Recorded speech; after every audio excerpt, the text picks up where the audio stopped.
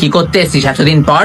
যেই দেখলে আমি আমার নাকের সাথে ইনস্টাগ্রাম স্টোরি দিলাম, অমনি চলে এলি বল আমার থেকে আমার নাককে ছিনিয়ে নিবি বলে। শীর্ষা, জেগে জেগে স্বপ্ন দেখিস না। নাক কখনো তোর ছিলই না, নাক শুধু আমার। কি করেছিস তুই ওর জন্য? কি করিনি সেটা বল। ফিস ফিস। ওর জন্য আমি দুধ কলা এনেছি। ওর মাঝখানে ইনস্টাগ্রামে রিচ ডাউন হয়ে গেছিল, আমি ওকে শাউট আউট দিয়ে মিলিয়ন ফলোয়ার্স করিয়ে দিয়েছি। আর তুই কি করেছিস?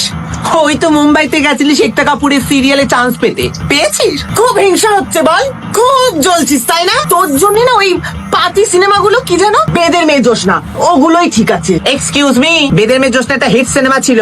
হ্যাঁ, আর সিনেমাটা আমার জন্যই হিট হয়েছিল। এখন আর বাংলা সিনেমাতে কাজ পাই না বলে বাজার পড়ে গেছে, কিন্তু তোর মতো টাকা পয়সার অভাব আমার নেই। নাক কখনোই টাকা পয়সা দেখে না, নাক শুধু দেখে রূপ আর মন, যেটার কোনোটাই তোর মধ্যে নেই। Excuse me, did you just say something you বলতো না গেছে। তুমিই বলো, আমাদের মধ্যে তুমি কাকে ভালোবাসো? আমার গার্লফ্রেন্ড হতে গেলে তোমাদেরকে পরীক্ষা দিতে হবে। তোমাদের মধ্যে যে ভালো নাচবে সেই আমার গার্লফ্রেন্ড হবে। ওকে, শুরু করা যাক।